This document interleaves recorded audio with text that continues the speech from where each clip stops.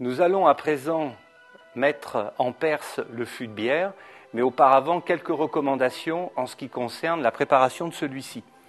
Il est recommandé bien évidemment, avant d'ouvrir le fût sur sa partie supérieure, ce que nous allons voir dans quelques instants, de disposer d'un fût préalablement réfrigéré si possible. La première, des choses à faire est de mettre en route la partie réfrigération de la machine par l'interrupteur qui est situé à l'arrière de la machine.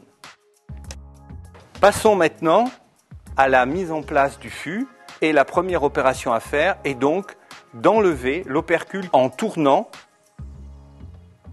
cet opercule de manière à laisser partir la pression.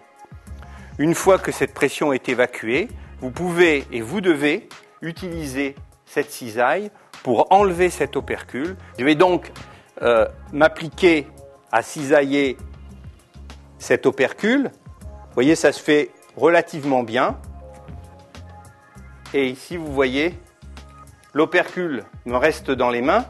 Vous avez une partie caoutchouc qui reste sur la partie supérieure du fût, mais vous avez tout intérêt à la chasser à l'intérieur du fût lui-même, tout simplement parce que ce caoutchouc est alimentaire et ça ne risque absolument rien que de le laisser partir à l'intérieur du fût de bière. Maintenant que nous avons fait cette opération, nous allons pouvoir mettre en place le joint à la partie supérieure du fût. Et si possible, quand vous allez changer le fût, vous pouvez le récupérer et le réutiliser sur le fût suivant.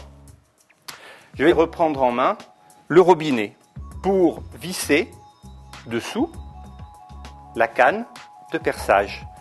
Ceci étant fait, eh bien, il est recommandé donc d'humecter un tout petit peu la canne avant de l'introduire à l'intérieur du fût de bière, jusqu'à ce qu'à entendre les cliquets qui vont démontrer que tout est en place. Vous disposez d'une poignée qui va vous permettre de prendre le fût et de le soulever exactement comme on soulève un pack de bière.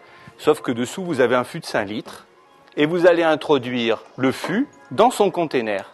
Vous allez positionner à l'arrière le système d'admission du CO2. La mise en place, de ce bouchon va se faire par la pression que va exercer le couvercle sur cette partie de la machine. Un point extrêmement important dans la mise en œuvre de la machine, quand on arrive à cette étape, le robinet qui est ici et qui contrôle la pression qui est à l'intérieur du fût doit absolument être ramené à 0. Je vais donc maintenant procéder à la mise en pression et pour ce faire, j'ouvre la trappe qui est située sur le côté. Et ceci étant fait, vous allez ouvrir le petit sachet qui contient les 5 cartouches livrées avec la machine et vous allez en utiliser une que vous allez mettre à l'intérieur de ce container. Ceci étant fait, vous allez revisser le container en question tout doucement. Et au moment où vous sentez une première résistance, vous vous arrêtez. Pourquoi ? Parce qu'en fait, il faut percuter la cartouche d'un coup sec. Vous voyez, là on n'a pas entendu de pchit, tout simplement parce que les choses se sont a priori bien passées. Une fois que ceci est fait, vous fermez la trappe et en principe, nous sommes prêts à tirer la première bière. Le point donc qui est important, c'est de positionner donc le verre dessous, vous pouvez le prendre également à la main et vous laissez bien évidemment toujours l'interrupteur qui est ici sur 0 et vous inclinez le robinet de tirage à fond, toujours vers l'avant.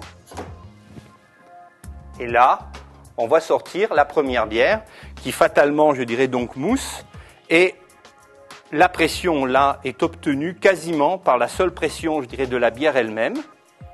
Et on voit que très rapidement, cette pression diminue. Pourquoi ? Tout simplement parce que notre petit robinet est sur la position 0. Nous allons donc le remonter tout doucement, de façon à permettre à la bière de couler. Remarquez, c'est que ce premier verre, même s'il est plein de mousse, il est déjà fort acceptable. Santé. Et normalement, les verres suivants devraient être au goût du consommateur.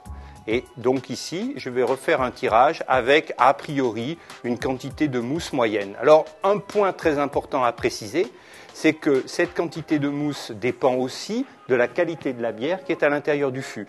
Il y a des mousses qui foisonnent beaucoup en pression, d'autres qui foisonnent beaucoup moins.